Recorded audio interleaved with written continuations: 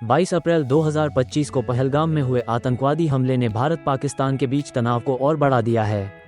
इस हमले में 26 निर्दोष लोगों की जान गई और इसके बाद पाकिस्तान ने साइबर हमलों की एक नई लहर शुरू कर दी है। खासकर भारतीय सेना और सार्वजनिक वेबसाइट्स को निशाना बनाया जा रहा है। पाकिस्तानी हैकर समूह जैसे IOK हैकर और इंटरनेट ऑफ खिलाफा ग्रुप ने भारतीय सेना से जुड़ी वेबसाइट्स पर हमले की कोशिश की है।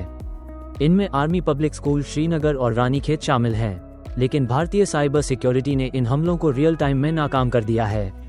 इन हैकरों का मकसद है राष्ट्रीय नेटवर्क और सार्वजनिक साइट्स को बाधित करना, साथ ही व्यक्तिगत जानकारी चुराना।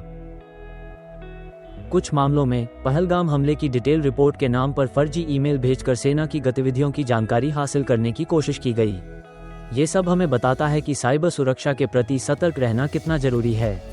भारत की प्रतिक्रिया। भारतीय साइबर सिक्योरिटी एजेंसियों ने इन हमलों की उत्पत्ति को तुरंत पाकिस्तान से जोड़ा और वेबसाइट्स को सुरक्षित किया। खुफिया इनपुट्स के अनुसार पाकिस्तान ने ऐसी 4 असफल कोशिशें की। गंभीर नेटवर्क्स पर इन हमलों का कोई प्रभाव नहीं पड़ा। अन्य साइबर खतरे। हाल के महीनों में भारत पर साइबर हमले बढ़े हैं। उदाहरण के लिए उत्तराखंड में अक्टूबर 2024 में माकोप MKOP वायरस ने 58 सरकारी वेबसाइट्स और मोबाइल ऐप्स को प्रभावित किया।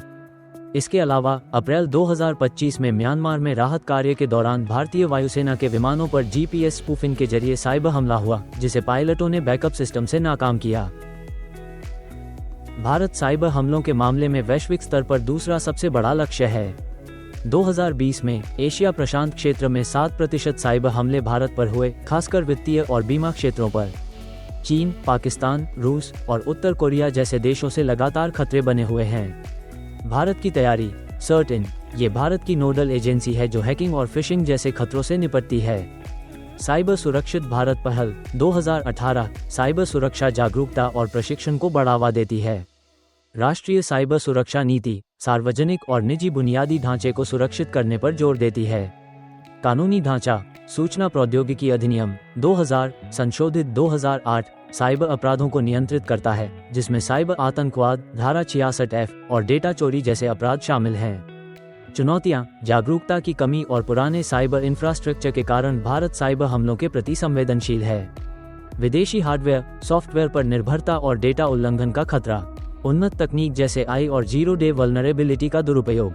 डिवाइन लाइफ सॉल्यूशन सुझाव। नियमित सॉफ्टवेयर अपडेट और मजबूत पासवर्ड का उपयोग। फिशिंग ईमेल और संदिग्ध लिंक से सावधानी। डेटा बैकअप और साइबर सुरक्षा प्रशिक्षण पर ध्यान। ये जानकारी 1 मई 2025 तक की स्थिति पर आधारित है। साइबर युद्ध की स्थिति तेजी से बदलती है, इसलिए नवीनतम अपडेट्स के लिए सरकारी और विश्वसनीय स्रोतों की जांच करें। फॉलो, शेयर करें, सब्सक्राइब करें। नवीनतम ताज़ा अपडेट्स के लिए divine life solutions YouTube channel. धन्यवाद।